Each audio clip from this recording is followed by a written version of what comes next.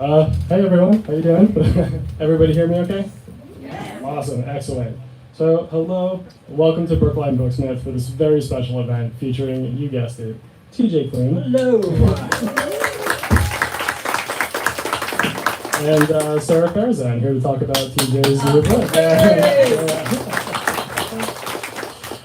To TJ's new book, Heatwave, as you probably know, the explosive finale to the thrilling and hilarious Extraordinaries trilogy.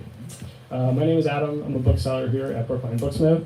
I just want to first thank you all for coming out tonight and not only supporting these amazing authors, but also supporting an independent bookstore through your attendance and your purchases.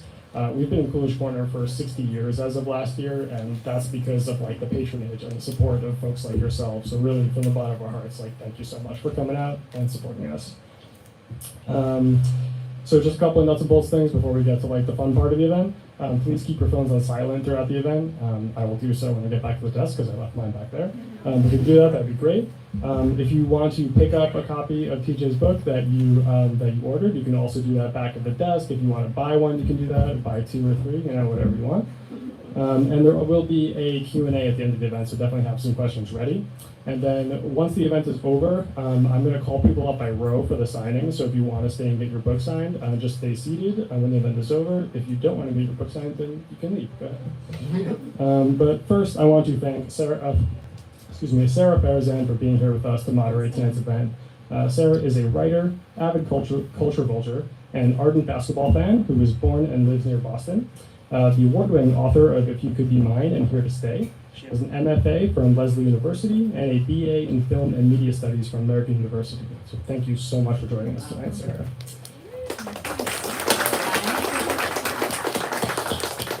And of course, the star of our show tonight, TJ Klune, is the New York Times and USA Today best-selling Lambda Literary Award-winning author of The Extraordinaries, The House in the Cerulean Sea, and 1,000 other things. Being queer himself, TJ believes it's important now more than ever to have accurate, positive, queer representation in stories, and we so appreciate that. Thank you so much, TJ. And ladies and gentlemen, without further delay, please round of applause for our guest this evening, TJ Klune.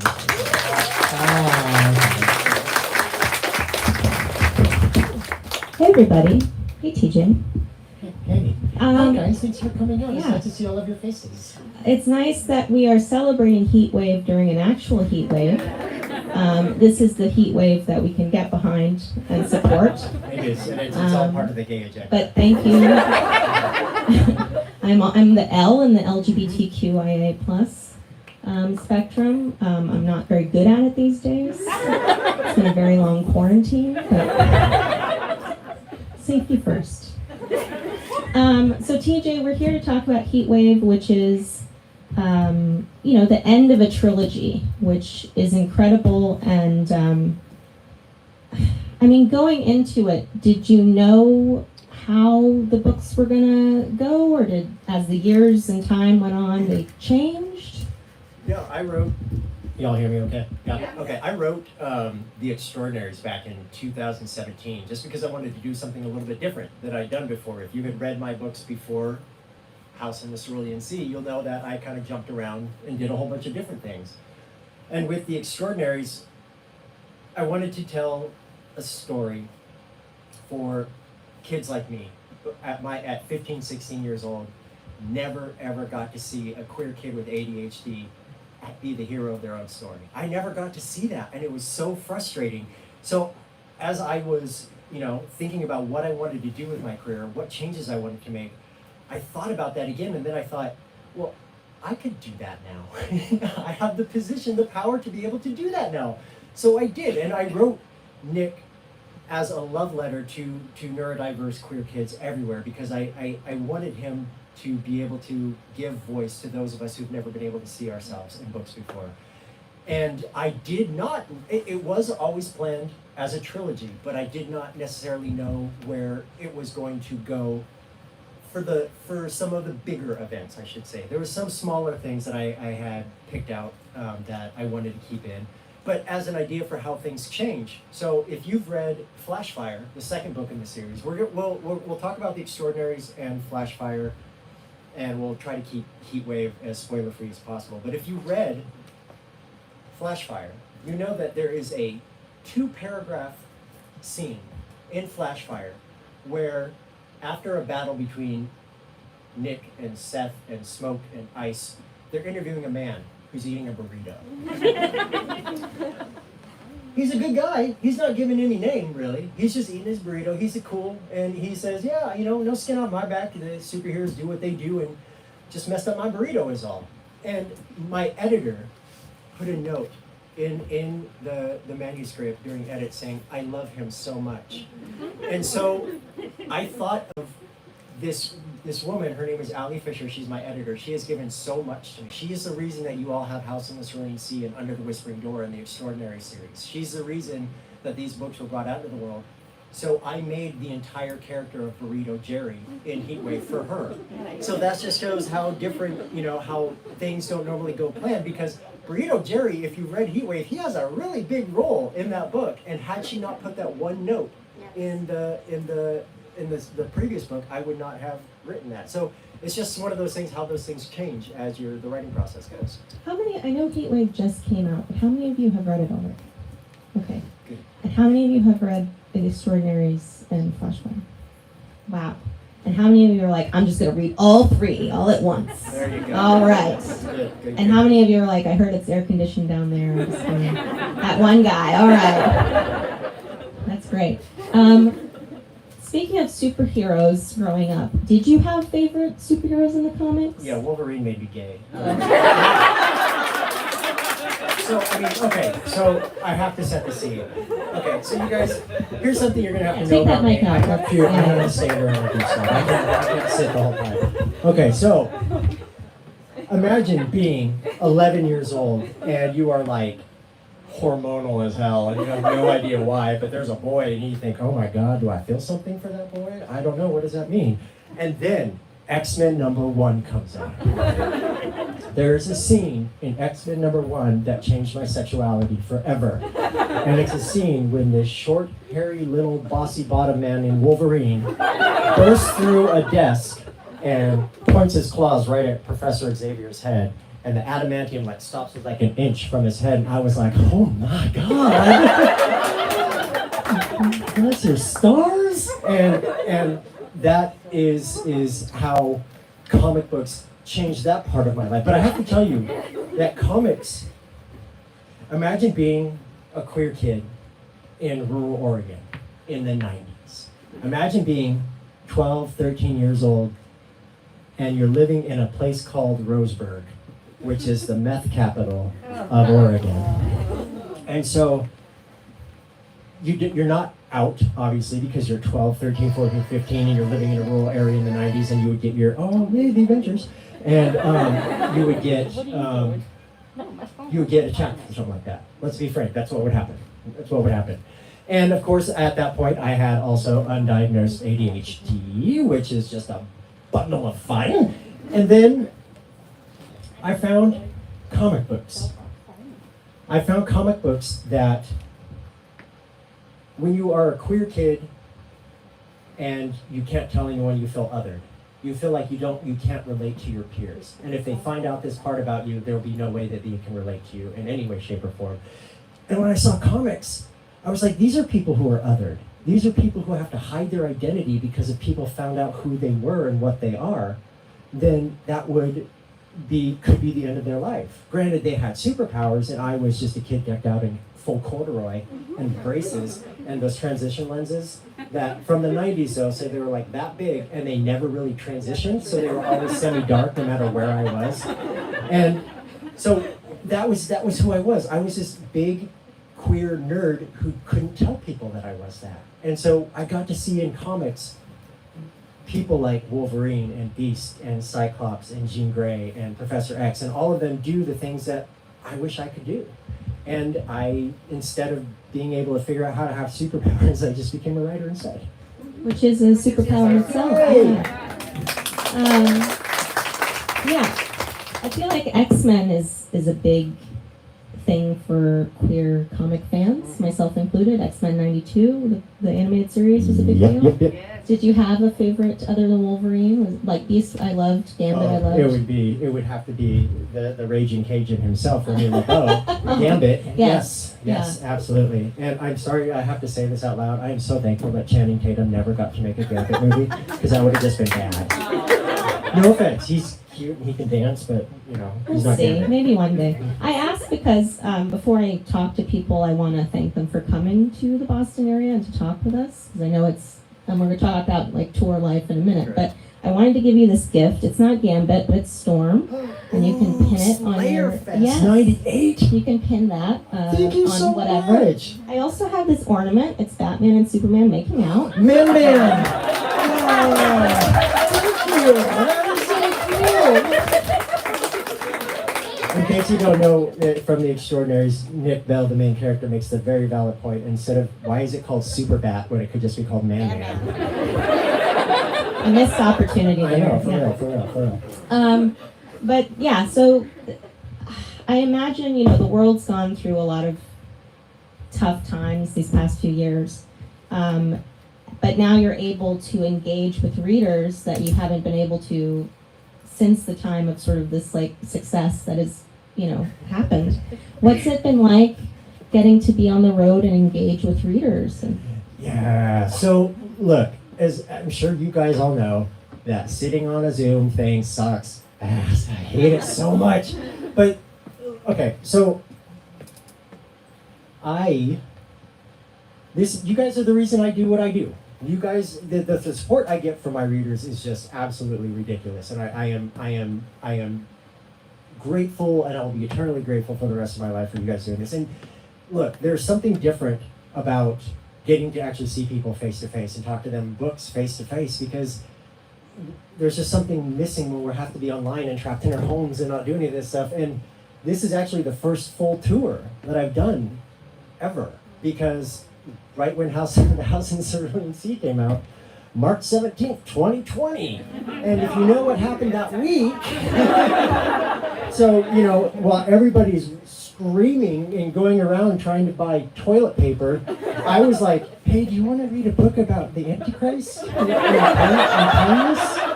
It's really cool, you guys. Wash your hands, please. And it was a weird time. I don't need to tell you all that. It was a weird time for everyone. But the fact that we've survived and we're here now, like what, 3 years later, 2 years later, it's insane. The fact that there's so much joy that to be brought from actually seeing you guys face to face. You guys have. I told this to a bookseller last night at the store I was working at. This has been the most rejuvenating thing I could possibly ask for, to be able to come out and do this tour and talk to you guys, because I just want to go home and write everything now. That's excellent. So again, we're not going to spoil Heatwave much. No, not at all. But I did want to ask, like, writing 3 books and the characters are all pretty much, you have the same cast of characters other than Burrito Jerry sort of being a larger part in Heatwave. How is it to be able to maintain character voice while still making sure they grow throughout the series, like their arcs all, Right. So Nick isn't smart. He has street smarts. Let me put it that way. Nick is my special little being. He is when you meet him in The Extraordinaries in the very first book, he is. I think it's fair to say that he is immature in a lot of ways, but at the same time, he's also dealing with some pretty heavy stuff. As the book opens, you realize that his dad is his only parent in his life because of some tragedy that happened a few years before. And then you get to see that Nick, in his ways, writing his fan fiction, and side note, I have to tell you guys this. So Nick's fan fiction, that was probably my favorite thing I ever got to do in this series, because it wasn't me making fun of how a 16-year-old would write. It was me lifting wholesale from my own fan fiction that I wrote when I was 15, 16 years old. So when you see Nick writing something like, "Oh," and then he growled seductively. That was Fox Mulder doing that to Walter Skinner from the X-Files. I found a few of my old notebooks that I used to keep when I was a kid. When I moved to Virginia in 2013, and I found my old fan fiction, and I was like, what do I want to do with this? Do I like post it online? Do I do anything like that? I know, I plagiarize myself. And so I looked at it for that. But it just goes to show that, you know, that's how I wrote when I was 15, 16 years old, and that's how Nick is writing when he's 16 years old. But through the series, through The Extraordinaries, through Flashfire and through Heatwave, you get to see him mature. You get to see it feel organic in a way that it might not have it been only in one book. In this, the entire series covers less than the course of a year, but the Nick at the beginning of Extraordinaries is not the same Nick that's at the end of Heatwave. He has matured, he understands what it means to be a hero now. He understands what truth and justice should actually look like, as opposed to this comic booky view that he had of the world before he started. It's also fun in this book, again, not spoiling it, but he's learning how to be Guardian, right? Mm-hmm. He's learning how to be a superhero. And even while he's doing the action-packed stuff and the training, he's still trying to come up with a catchphrase for himself. He's still like narrating the action, like as though he's writing a fan fiction, but he's living it. I have to tell you guys, if none of you have ever, if you can look me in the eye and say you've never tried to come up with a catchphrase for yourself, you're a liar. You're a liar. TJ, what is your catchphrase? I am nowhere near drunk enough for that. These are things you can only learn by supporting your independent bookstore. Hooray! Thanks for coming, everybody. So yeah, and to have secondary characters that, you know, I think at the end of this book we see everyone's arc is kind of tied up. Like we see people who support Nick have their own storylines and their own sort of growth, which is really great and hard to do when you have such a sprawling cast of characters. I have to give credit again to my editor, Allie, because she made a very good point that yes, this is Nick's story, but there are other stories happening around Nick that need as much attention. And especially, I have to say, when it comes to, she was a huge proponent of giving Jazz and Gibby as much screen time as possible. She loved them, and I do too. And okay, so I think of all like the tertiary characters that surround this series as kind of like Bob's Burgers. That is one of my favorite TV shows of all time. And you have the main core group, but then in every show you just have an entire cast of side characters that just come in and out of the scene. And I think that is a fascinating way to do it because it feels organic and it feels real and it feels like a lived-in world that these people show up every now and then. And that's what I wanted it for the book. These books are about Nick and Seth and Jazz and Gibby, but a lot of times in YA, you don't get to see the parents. You don't see what the parents are doing with the kids. And in queer YA, I have to have that in there. It has to be important. It has to have an extraordinarily positive relationship between father and son, between a parent and their queer child, not only between Nick and Seth, but with Jazz's parents and Gibby's parents and Seth's aunt and uncle. They are supported because that's the way the world should be. That is how these kids should be able to live. Yeah, one of the greatest relationships in this series, I think, is between Nick and his dad. How did you get to pull at the heartstrings so much while also being funny and cringe, but not because it was sweet? It was just a lot of feelings with dads in this book and this series, but also on the other end to see, you know, Owen's sort of family upbringing. Right, like the whole different side of it. Look, Owen, we could argue that Owen is a way almost like Lucy in The House in the Cerulean Sea with the idea of nature versus nurture. What if Owen had not been born to Simon Burke? What if he'd been born to anyone else? What would that look like?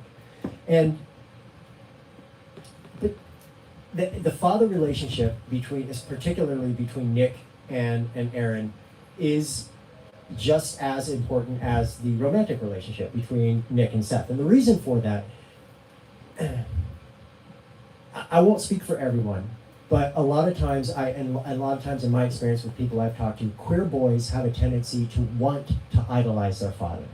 Not necessarily actually idolizing, but they want to. And a lot of times, we don't get that reciprocated to us. We don't get the love and the attention and the affection that we deserve. And that's rough for queer kids. And so when I was crafting these characters, I knew no matter what, that even though Aaron Bell was going to have secrets of his own, even though he was going to be doing stuff that was probably not in the best interest of him and his family, he was going to be there for his son no matter what. There would be no homophobia. There would be no discussions of, I don't know how to process this. There would be a dad doing whatever he could to show that he loved and supported his kid, even bringing in dental dams and asking flat out, does Seth orgasm fire? And that is Who among us doesn't? You know? so when you have, yeah, right. So when you have a dad like that, because literally he is dad with a capital D. I just okay. So I just have this image in my head of like Aaron Bell before he's planning all these big like cringe fests that he does with Nick, that he's like looking stuff up online and like wondering how this all works because he wants to make it as embarrassing as possible, but at the same time he's learning everything he can about it so he can keep his son safe, so he can keep his son protected. Because look, sex education in the United States is geared towards straight people in schools. That's what it is. It doesn't matter if there's 1, 2, 3, 4, 5 queer kids in a class, the sex education will still be for straight people. So what do queer kids do when if they don't get it in class, if they can't learn about it in class? Well, they do what you go online and learn about it. And that can be dangerous because you might be looking in a direction that might not be the safest way to express yourself sexually. So with this series, I wanted to not only make sure that this was sex positive in a way that was realistic, but I also wanted it to be in a way that Aaron Bell would get to wreak havoc on his son's life. Because I can imagine, if you've got, there's a scene in Heatwave that I will not spoil, but if you will know when you get to it, because the hairs will start to rise on the back of your neck, and you'll be thinking, no, this isn't going to happen, is it?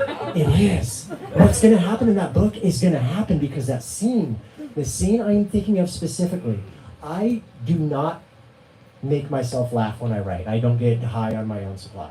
But that scene, when I was writing that scene specifically, I was cackling because I was feeling like flop sweat come over me as I was writing it, because it felt, oh my God, this is exactly what it would be like to be a parent. Look, y'all have parents, that's how you're here. Some of y'all have kids, that's wonderful. I don't need kids, I'm good with how I am, but I can imagine if I was a parent, if I ever would be a parent, I would do exactly what Aaron Bell did. I would make sure that it would be my mission to embarrass my child as much as I possibly could, while loving them and protecting them and teaching them about PrEP and condoms and dental dams and boundaries and consent and how you can say yes and then you can say no, and that should be respected. Queer kids don't get to have that kind of education. They don't get that. And so if I could do that and couch it in cringe, levity, and laughter, then that's what I'm going to do, because they need to know how to best protect themselves and their partner or partners. As someone who's read that scene, mission accomplished. And you'll all know it when you read it. Yes, you will know the moment it comes, because you will just feel like this little chill go up your spine. Yeah. And you'll be like, this is coming. It is. And you'll be like, oh, he's overselling it. No. Mostly I was like, what is happening? So, well done. Thank you. I had a question about the villain, Simon. Well, I don't want to spoil, because how many of you know he's the villain? I don't know. Well, I mean, he's kind of in the villain thing. All right, yeah. But I just, I'm doing my best. You're doing awesome. So Simon Burke is now running for mayor of Nova City in Heatwave, and his campaign is a very anti-extraordinary campaign, right, using Save Our Children, which is a refrain from a bit of history repeating of the Anita Bryant days. Yeah, let's talk about that. Do you all know Anita Bryant? Do you all know who that is? I'm assuming that some of you do. So, and if they're young people watching on YouTube, maybe they don't. Yes, I'll tell you what you can. Okay, so Right now in Florida, you hear the whole Save Our Children thing, right? You hear that coming up in Florida. Well, it might surprise you to know that in 1970s Dade County, Florida, there was a former beauty queen named Anita Bryant. And she had released a few semi-successful songs in the 50s and 60s, and she got bored with that. And so what did she decide to do? Eradicate the homosexuals. So Anita Bryant took it upon herself to say that homosexual people were indoctrinating children, that they were teaching in the schools, and that they were grooming children. Anita Bryant said that books being given to children were indoctrinating them into homosexuality. And look, she's still alive, by the way. But if you look in the 90s and the early 2000s, people like her were just frowned upon. Nobody liked her. Everybody thought she was full of crap and everything like that. But now they're using the exact same arguments that they did. This whole entire thing is cyclical. Everything you're hearing right now with anti-queer legislation, anti-queer propaganda, all of that has been said before. The Save Our Children thing that is going on in Florida right now that I put in Heatwave written before that started in Florida was because of what happened in Florida in the 1970s. It's cyclical. This always happens. And trust me, in 10 years, 20 years, the people who are pushing it right now are going to be the ones that we're going to all look back and think they're douchebags. But then what's going to happen 30 years after that? We're going to have the same exact argument again and again and again. We do not learn from the mistakes of our past. Now, as to wrap this part of it up, Anita Bryant, when you get done, or anybody streaming this and watching, when you get done, Google Anita Bryant pie face. I knew he was going to say The reason we want to do that is because a queer man slammed a cream pie into Anita Bryant's face during a live event that she was doing. And I have to say this because it is something I have to say, and I need you It's to your forgive me. event. It's okay, TJ. It's your show. I'm just here to facilitate.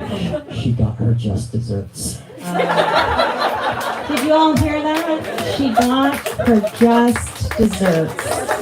Because it's a pie. You understand? Talk about dad jokes. Dad jokes. Wow. And there's so many of them in Heatwave available in the back.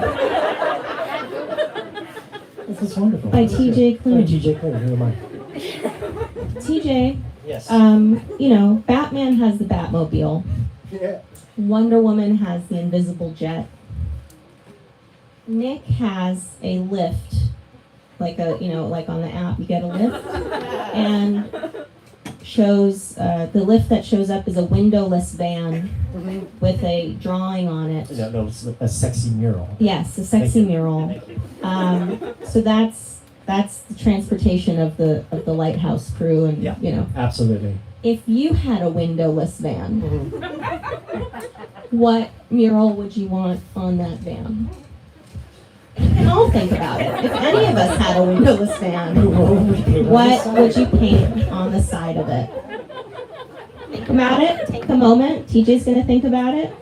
We're all thinking about it. It can be anything, but keep it, with our kids in here. But what would you put as a mural on the side of a van? TJ, any thoughts? Sarah, I would like to toss this question to you first. Oh, God. What would you put on the side of your windowless van? I would put the covers of my upcoming books coming out August 30th. One is called My Buddy Killer Croc from DC Comics, ages 8 to 12, set in Gotham City. If you like Batman, if you like Killer Croc, that's for you. And if you like queer YA, check out Dead Flip, which is an 80s, 90s mashup horror about a pinball machine that may or may not eat people. So I would put those two things on the side of the van. And before we came out, we were talking. Self-promotion. Before we came out, we were talking about old horror movies that we love, really bad horror movies like Zombievers and Llamapocalypse. If you have not seen Zombievers or Llamapocalypse, I highly recommend it. Llamapocalypse is a student film that costs about $25,000 to make, and it looks like it. And it is the best thing I have ever seen because the llama shoots lasers out of its eyes, and I think it was an alien, but I don't know. But they didn't have the budget to explain. But yes. But back to you, TJ. Yes. What would you like on the side of the van, of your superpower van? could I do like a, oh, I know It's I your could do show. it. It's You my can do show. whatever. It would have to be, okay, so, you know, like the cheesecake pictures, like the beefcake kind of thing going on from Sure, the 50s? yeah. Wolverine. Leaning over and washing the car. Just like this. In case you can't see, because this is important. Like this. A lunge. Yes. Those of you on YouTube, it's a lunge. It's a lunch. Wolverine in a You've seen it, 50s yeah. beefcake style Yeah. lunging. Mm-hmm. Just so we're, you know what? You don't have to wait. You can put that mural on just On my about anything. car, Yeah. Yeah. Yeah. I could. I mean, you know, think I about it. live in the South, so I don't know how well that would go over Maybe not a car, maybe side of the house or like a, my HOA. yeah, something like that. They're like, TJ, what is this? Stop being homophobic. I'm gonna, one last thing before we head into, I think, question time, or do we have a little more time? Okay. TJ, I know you wanted to talk about, you know, how the villain in this book, is very anti-extraordinary, right? Right. But did this come from anything? I mean, it feels kind of timely, even though it's like metaphor for superheroes. Did this come from anything, or are there things on your mind? Yeah, I mean, look. Y'all know what's going on in Virginia Beach. Have you guys heard about what's going on in Virginia Beach? Okay. So there is a man who is a failed Republican candidate who decided to sue the Virginia Beach Barnes and Nobles because they were selling a book called Genderqueer. It's a memoir by Maya Kobebe, and it is, well, I read it. It is absolutely wonderful. It is heart-wrenching, uplifting. It holds no punches. It is very, very effective in what it does. It's a memoir about a person who is genderqueer. So this dude sues Barnes and Nobles. Okay, whatever. It's a frivolous lawsuit, right? 2 weeks ago, he sued the publisher, Oni Press, and the author herself. Now too. So, okay, still, that's frivolous, right? It's going to get thrown out because there's no merit to it. But what if it didn't? What if it got in front of one judge who said there is some merit to this? What if there's one judge who wants to make a name for himself and set case law or precedent and something going forward? And that frightens the crap out of me, because if you look at what's going on right now in this country, it's a cyclical argument again that I was talking about, but it is people taking books from the hands of queer kids and black kids. They are removing books by black authors and queer authors about the black experience and the queer experience. You know you are on the wrong side of everything when you are removing Toni Morrison from a library, when you're trying to not let people get access to Beloved. I don't understand what that thinking is. If you go upstairs, you'll notice that they have an end cap, a display that has the banned book display that shows all of these books that have been recently on lists that are going up there. It's ridiculous. Where I live in Virginia, last fall, streamed live from a city school council meeting, one of the school board members said, in reference to removing books, maybe we should just have a book burning. This is a school board member in charge of the schools saying that we should bring back book burning to burn books by black authors and queer authors. That is scary. That is scary, scary stuff. And the reason it's scary is because if they can get through one, say it goes with genderqueer, say it goes with another book, if they can get through one, it's not going to stop. They're going to try to do it with as many books as they possibly can. It's not about saving the children. If it was about saving the children, then you would not have a problem anytime you show a Disney movie where a prince and a princess kiss.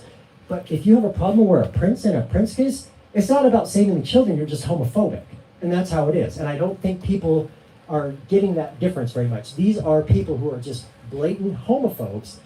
And here's the thing, homophobia is so boring. It is so boring. Why are you like this? Why do you care what anyone else does? I do not care what anyone else does. If you are living your life and you are being good and you're being kind and you're being good to other people, that's all that should matter. Nothing else should matter. So the fact that we are trying to remove all of these books that can help kids. There is a unique power to seeing yourself on a written page. There is. It is transformative. And if you take that experience away from kids, you are going to shape the rest of their lives and not in a good way. And so we need to, I know it feels like a lot, and I know we're tired because it seems like we're getting beaten down left and right. But you hear it this last week on this tour, while I was touring, I was watching politicians debating about whether I would have the right to marry again. Did you see that? They're talking about codifying queer marriage, gay marriage in the United States. And you have Republicans saying, no, I'm not going to do that. No, we're not going to do that. We're not going to go after gay marriage. It's settled law. They said the same thing about Roe. And now they're going to try to do it with Obergefell, because we saw the opinion where what's his name, an idiot, said that he wants to go after contraception, he wants to go after Obergefell, but he didn't say anything about interracial marriage. Right. Why? Oh. Here's the thing. We are stronger, we are braver, and we are better than those people will ever be. And as it says in these books, we are stronger together than we will ever be apart. So please remember, you have to support your community. You have to support the people in your community. And we're going to have to kick some ass, and we will.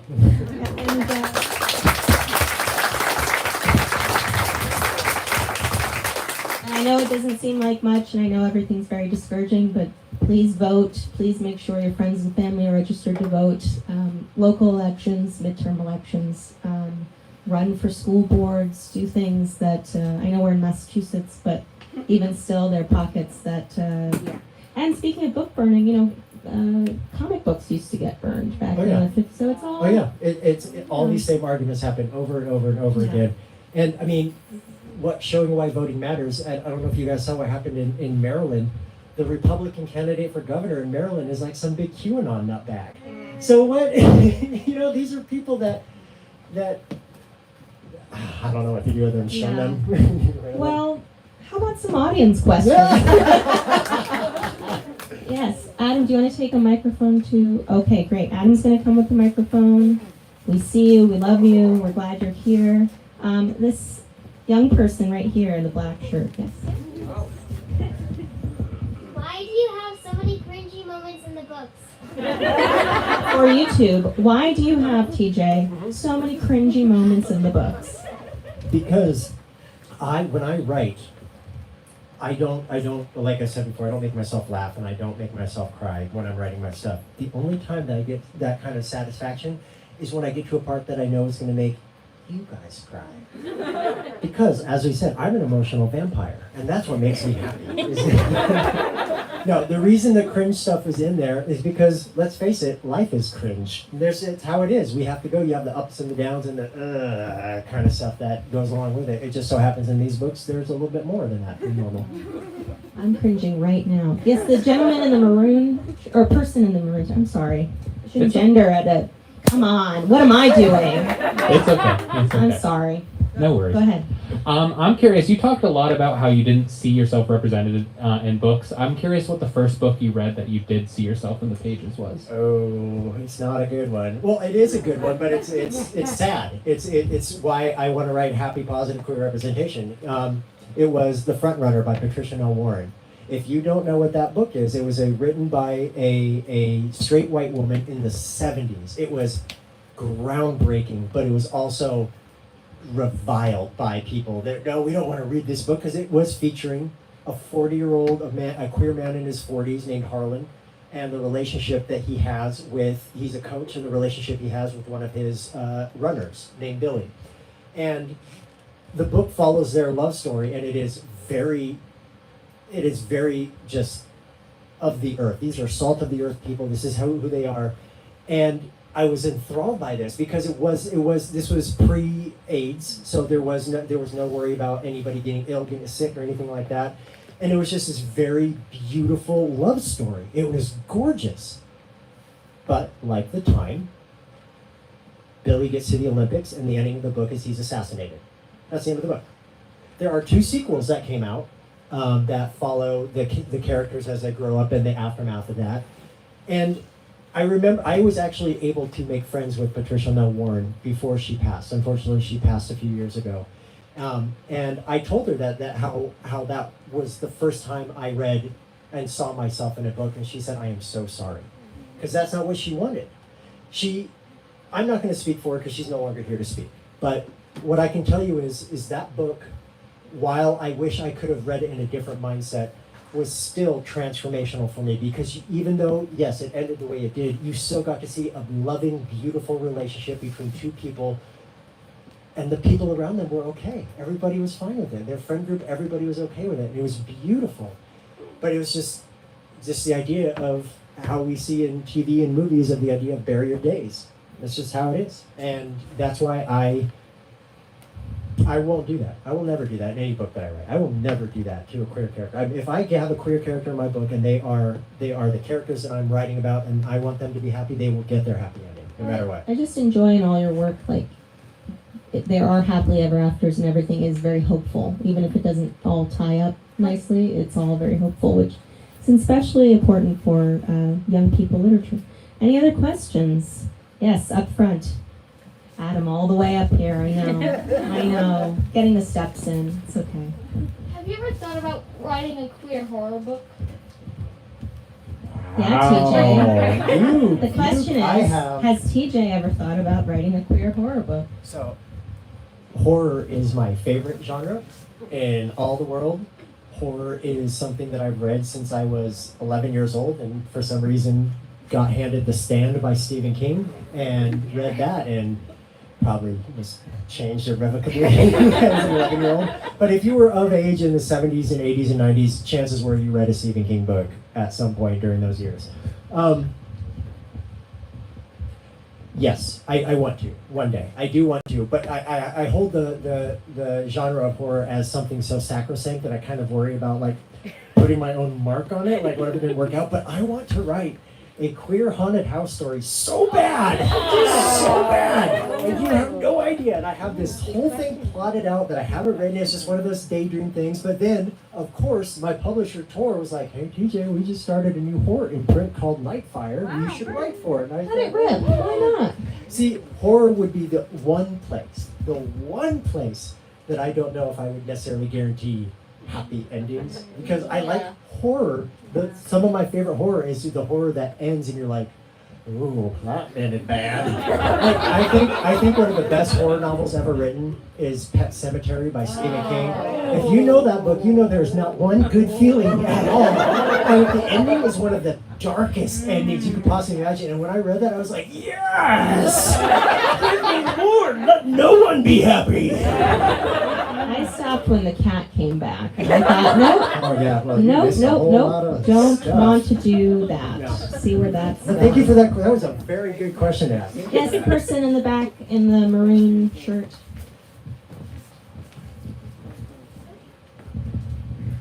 Not to go back to something kind of serious, but how did you navigate the nuances of Aaron's character as a cop? Yeah, so when The Extraordinaries came out, there was some criticism that was fair. That was very fair, because some people thought it read like police supporting the police. That was not the intent, but of course the intent, it doesn't matter. So why I wrote The Extraordinaries the way I did was because I wanted to take the comic book trope of the police on one side and the costume vigilante on the other. It's been done in comic books since the beginning of comics. And that's what I was thinking about. But the thing is, we don't live in that world anymore, even if we ever did.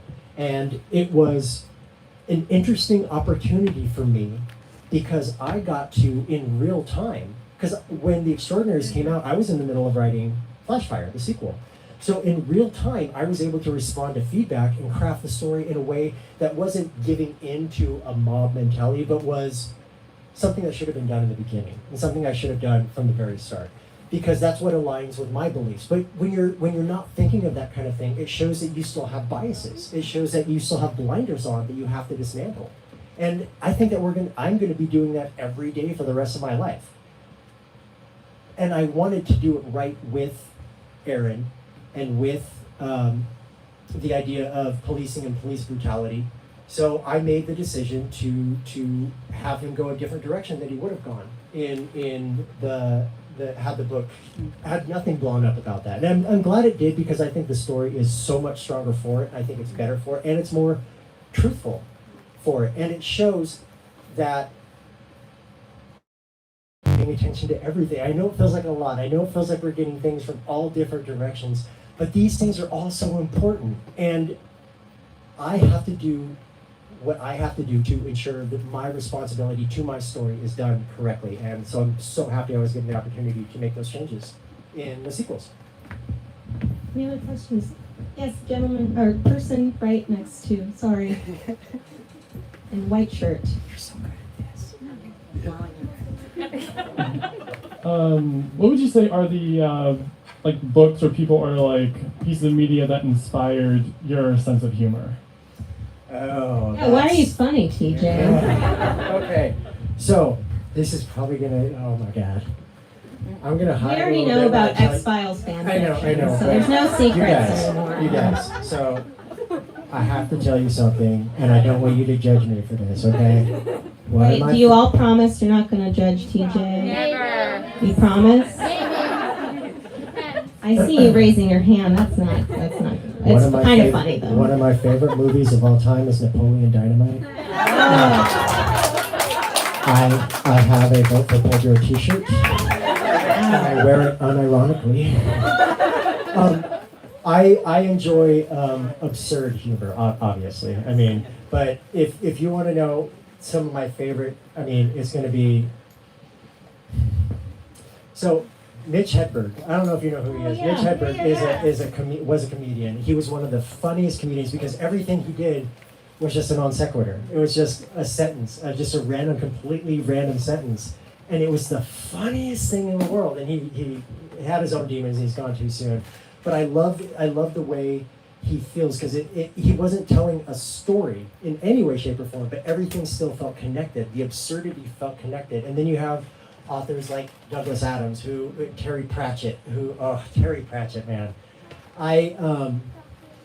Terry Pratchett, I think, is probably, when I write fantasy, Terry Pratchett and Diana Wynne Jones, who wrote Howl's Moving Castle, are probably my two biggest influences. Diana Wynne Jones' Howl's Moving Castle was a transformative work when I was a kid. It was a book that made me feel happy and safe and cozy. And Terry Pratchett was just, Douglas Adams on top of that, their sense of humor was just extraordinary to me. It was unlike anything I'd ever read. So I think my sense of humor is me having spent the last 20 years trying to emulate them, because I just love how they are. But I was the weird kid in school and when I was younger who would be the one who would do the Mitch Hedberg non sequiturs that wouldn't make any sense. Can you do one in his voice? No, absolutely couldn't. How about no? You can't do it. That was a nice try. But yeah, so there's been a bunch, but it's usually just the weirder side of comedy that I love most. Thank you for the question. Do you like quesadillas? Is this a setup? No, just. Do I like quesadillas? I mean, from Napoleon Dynamite. Oh. Hey, I don't know. Tina, come get your Quesadilla? ham. Yeah. Come get your food. Yeah. Yes. Sorry, we're gonna do Napoleon Dynamite. Yes, the person here in the aisle. Now I want to watch Napoleon Dynamite again. How dare you? First, I want to say that I know the scene you're talking about that's so funny and so cringy. In Heatwave? In Heatwave, because I listen to audiobooks at work a lot, and I also use valet parking a lot. Mm-hmm. So sometimes my phone will be just close enough to the car as they're bringing the car around. Bluetooth. For the book to start up all on its own. If you don't know, Which is hilarious. one of the cringe scenes in Flashfire was Nick thinking he was alone and turning on adult entertainment and not realizing that it connected to the Bluetooth in his dad's car. You never want to stop at a spicy scene if you're using valet parking. Yeah, I exactly. wanted to ask about when you were creating the setting of Nova City. Were you truly thinking of just random city USA, like Metropolis, or were you basing it on a particular part of the country? No, it was Metropolis. It was just a random city that could be anywhere and anywhen, and obviously if you look at it, you're going to see New York in it the most. But that's because when I went to New York, one of my best friends lives there, and that's where my publisher is. So I get to go there. I understand why Nick would love a place like that because it is like his mind. It never stops. That drives me up the walls. I could never live in a place like that. But Nova City was always meant to feel like a quintessential American major metropolis. Okay. Hi. So if you had your choice to pick anybody for your Extraordinaries TV series, who would you cast as Aaron Bell, and why would it be Hugh Jackman? I see what you did there. You played Wolverine. Lunging. Again, you guys. So listen. It's lunging Hugh Jackman as Aaron Bell. There's a reason that will never happen. It's because I don't want to go to jail for stalking. That would be perfect. Oh my God, now I have to think about that. Oh. Okay, yeah, we'll do that. Okay, it's official. Somebody, do you have him on the phone right now? Do you know him? Speak up, of course. Do you know where he is right now? Does he still have the Wolverine?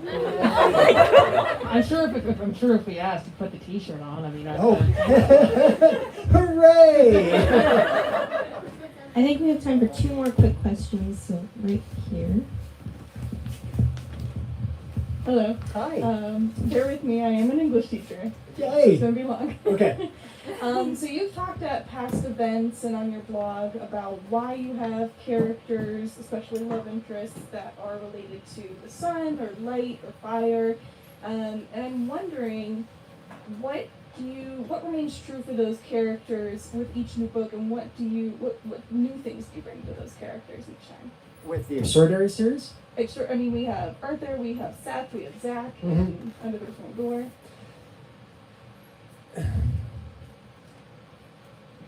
Okay, Jimmy, say that again. I must have misunderstood what you were saying. Go ahead. Yeah, Try me so again. every time you bring in a character that has fire, sun, light, powers of some sort, Right. what's something that remains true for that character for each book, and then what's something new you bring to them? I don't know if I understand. All the characters that have fire elements or heat elements. The burning up. What do they all have in common? And what do you infuse into each of them to distinguish them? Is that fair to You're a better say? teacher than I am. Well, Wow. I'd love to be hired, so. Look, so they have to be distinct. Look, anytime you have a character of mine in a book, even if it's a character that's only on the page, like twice, maybe they only have one line of dialogue. Maybe they're in and out of the scene.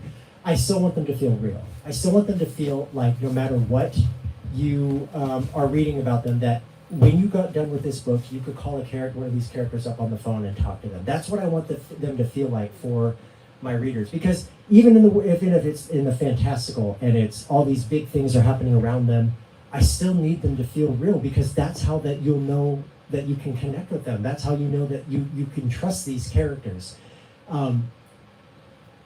Something I do, I don't really talk about this a lot, but something that I do in the writing process is I read all of my dialogue out loud after I have finished writing, because I want to see if it sounds organic, if it sounds natural, if it sounds realistic. Because you know those books that you read when you're getting to dialogue and it's like, does a human person talk like that with their mouth? Like, what is going on? And I don't ever want it to get like that. So I go back and I read everything I write in the dialogue out loud to make sure it sounds like something an actual real person would say. And it's worked for me so far, I guess. So, One last question. thank you. Person in the cap, baseball cap. You're closer? Or, yeah. There. Did you like to read as a kid, and do you think you would have liked to read more if you felt represented by what you were reading? Okay, so I read voraciously as a kid.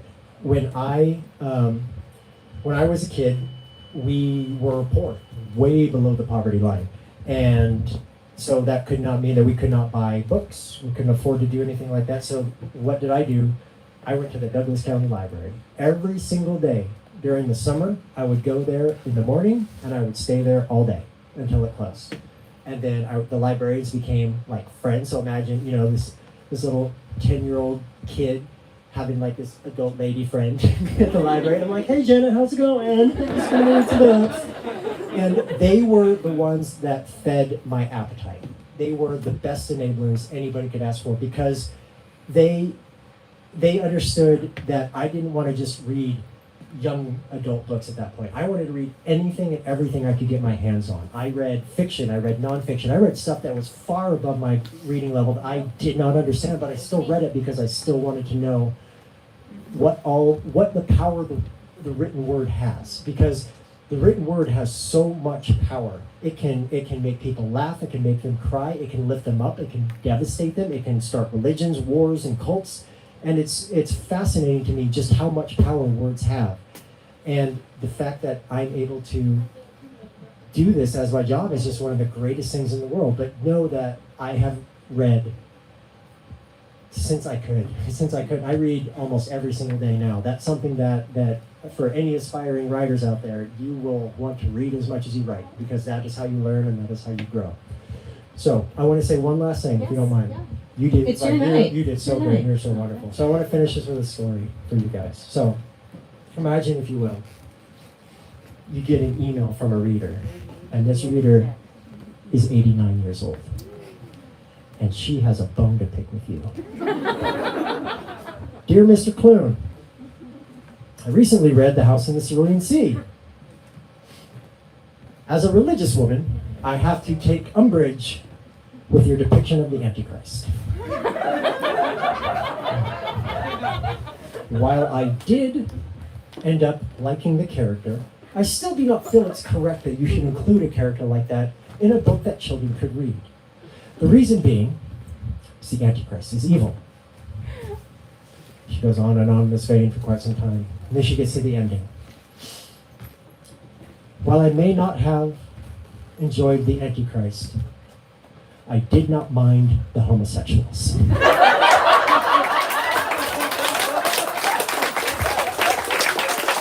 that's how change is made. You know, one book at a time. Before you get up out of your seats, Adam, where should people line up and where should TJ be to sign books that are still available in the back? We want to do that in an orderly fashion, and then we're going to applaud. But Adam's going to tell us where to line up first, and then we'll clap. 1 second. Right here? So you'll line up here by rows, right? Adam will call by rows. TJ, I just want to say from all of us. No, Sarah, I just want to say. I just want wanna to say from all of us. I just want to say from all of us that you did Listen, such a good job. Thank you. It's, You did such a good job. Hey, look at this. She read notes for you. You didn't have any notes you read? No. That's It's not my first rodeo. Yeah. You know, always a bridesmaid. But I want to say, TJ, thank you so much for the work that you do. Thank you so much for bringing all of us here tonight.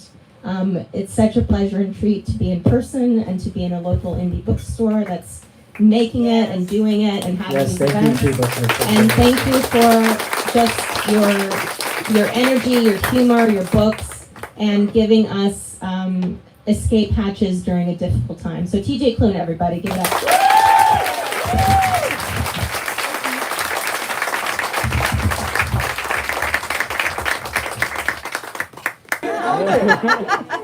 One second. We did it.